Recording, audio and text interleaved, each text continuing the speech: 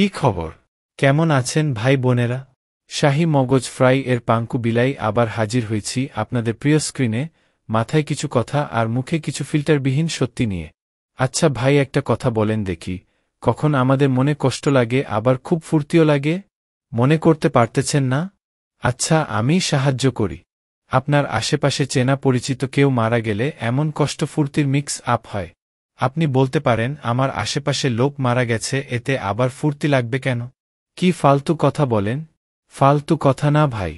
মিতের বাড়ি মানেই কুলখানি, আর কুলখানি মানেই মেনু দেখেই মন ভরে যায়।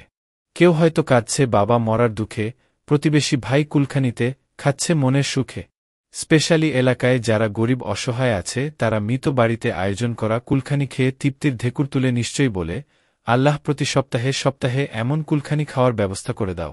মৃত বাড়ির লোকজনদের মনে যত কষ্টই থাকুক না কেন, আমাদের তো পার্টি হো রেহি হে। আবার আজকাল তো কুলখানিতে ব্লগ করার প্রবণতাও আছে মানুষের মাঝে।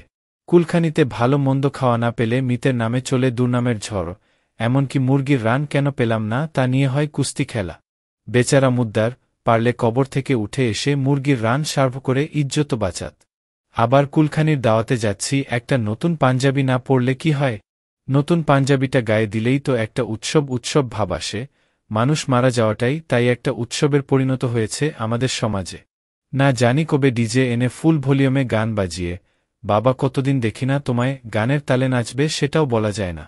যাই হোক, শেষে একটা স্ট্রেইট কাট কথা বলি, চল্লিশা কুলখানি এসব হলো সব বিদাত কুসংস্কার, হিন্দুদের কালচার থেকে আমদানি করা মাল। তাই এসব থেকে দূরে থাইকেন। আর যদি লোভ সামলাতে না পেরে চলে যান, তবে ভদ্রতার খাতিরে কানবেন আর খাইবেন, খাইবেন আর কানবেন।